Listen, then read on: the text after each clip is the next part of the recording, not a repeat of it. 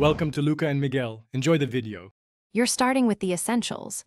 Make sure your plan includes Personal Hotspot and that cellular data is on. Open Settings Cellular and look for Personal Hotspot. If it's missing, install any iOS or carrier updates first. These often restore features. Restart your iPhone to refresh the modem and carrier registration. That step alone resolves many missing menu issues. Once done, recheck settings. If Personal Hotspot appears, enable it and create a secure Wi-Fi password so other devices can connect. If the hotspot still isn't visible, force a deeper network refresh.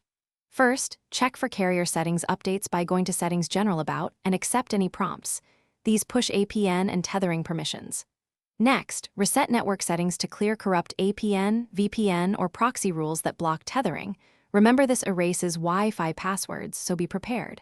If you use a physical SIM, remove and reset it for eSIM. Toggle the profile off then on to force reprovisioning with your operator. Now finalize. Enable Personal Hotspot and set a strong WPA2 or WPA3 password so only your devices join. Choose Wi-Fi, Bluetooth, or USB tethering. USB gives the most stable throughput, while Wi-Fi is flexible. Test with one device and monitor connection. If the option still disappears intermittently, sign out of iCloud and sign back in, then call your carrier to verify tethering permissions. As a last resort, restore the iPhone from a backup. That clears deep software faults without losing your data. Thanks for watching and please subscribe. It's the best investment you'll ever make.